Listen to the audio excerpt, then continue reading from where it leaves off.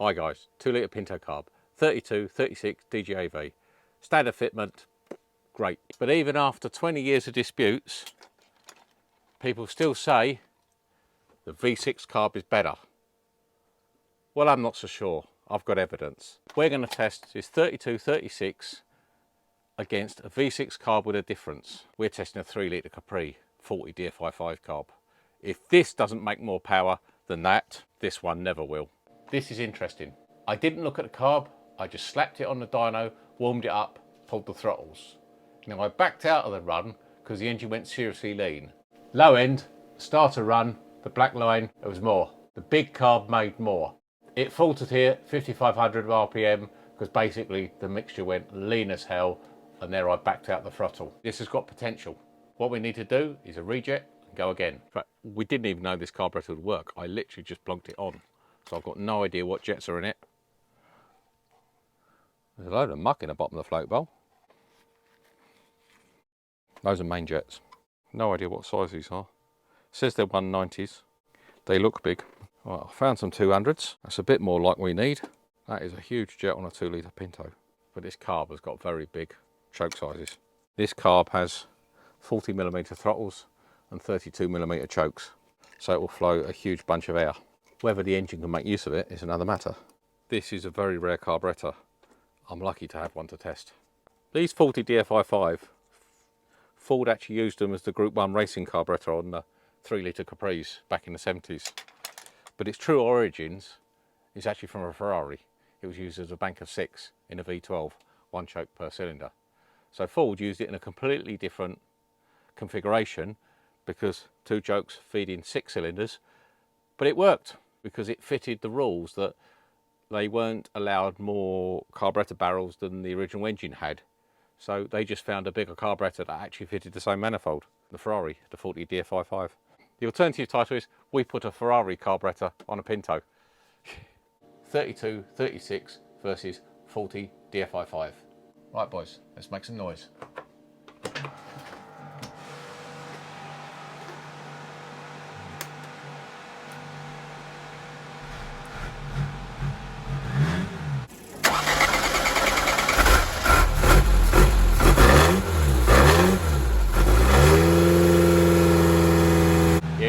Cool, so I'm just going to make a couple of short part throttle runs just to warm it up a little.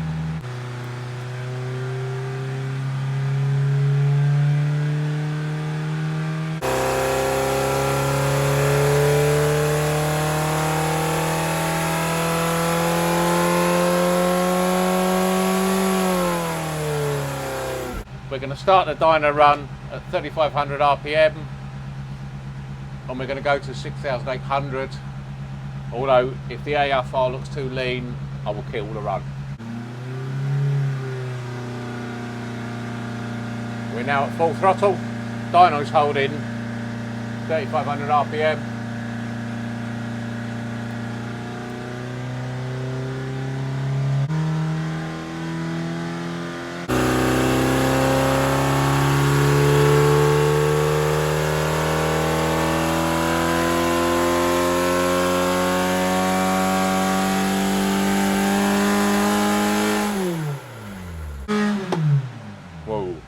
She went lean, very lean. Let's look at the run. The graph is going to look bizarre. Whoa, that's gone lean, but we've already got the biggest fuel jets I've got in there. Never mind, we've got some jet drills. We're going to make them bigger. A lot of people will tell you that it's really bad to drill jets because it's not a very accurate method of sizing. But if it gets the engine the air-fuel ratio it requires, it doesn't really matter. The air-fuel ratio is what's important, not the accuracy of the jet size.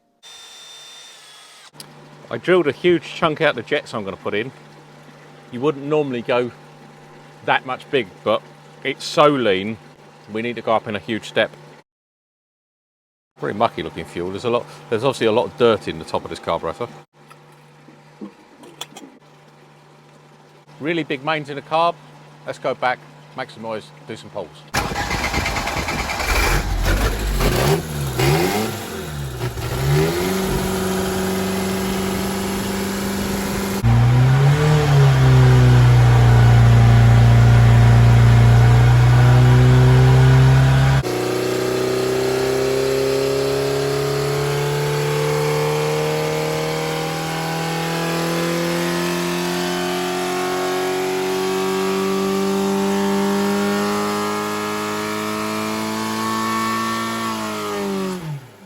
So James, what's it like being stood in the cell while we do power runs? I mean, it's hella fun. There's a hell of a draft come through and it's noisy, but it's cool. I mean, it's such a rare thing. There are so few engine dynos in the UK that obviously it's quite a rare thing for a member of the public, so to speak, to actually be in an experience stood next to an engine running, full chat, flat out. Especially the member of the public that could probably name 3 things on that engine. Tops. Give me time.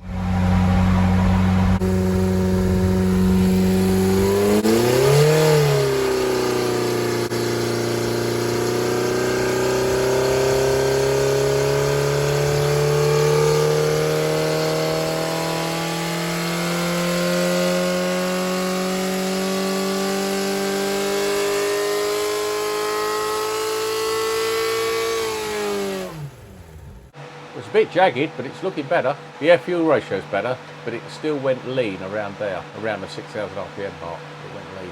It's missing power there where it's lean. It still needs more fuel. We need bigger jets. We've gone from 2.2mm to 2.3. To put that into perspective, the average jet you'll find in one of these is about 1.4, 1.5. So in jet terms, it's an enormous step. The reason being the chokes or the venturis in the carburetor are that much bigger. Because they're bigger, they slow the airspeed down. And the slower airspeed doesn't suck as hard, so it doesn't suck as much fuel through. So you need bigger jets.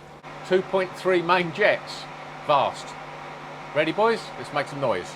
It's really rich low down now with them big jets.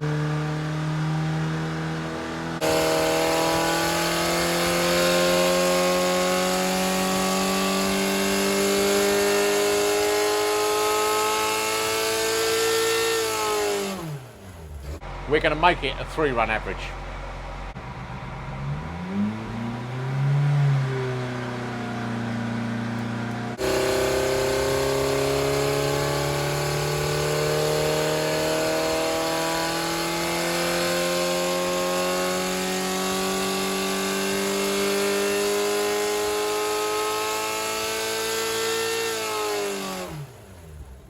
There's always slight differences between runs. So if you're looking for small gains, do at least 3 and average them. Since we're doing a Pinto video, quick snippet of one coming way later on. Paul Kemp's 2.1 on bike carbs, although I might run it on Webers as well. Coming to a dyno test near you soon.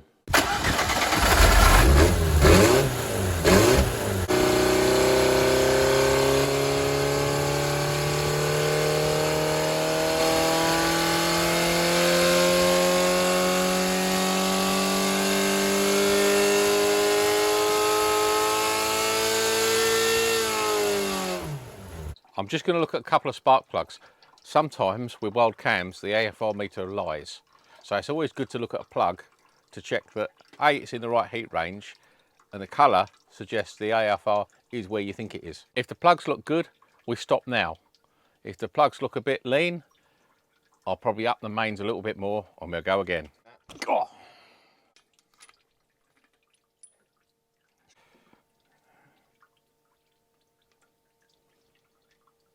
No, that's cool, that's good, nothing wrong with that.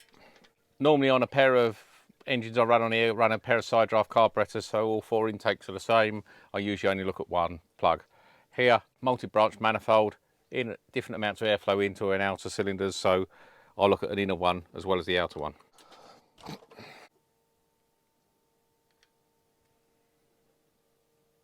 No, that's okay, that's okay. That's good. We've got our 3 runs, we're going to turn them into an average now.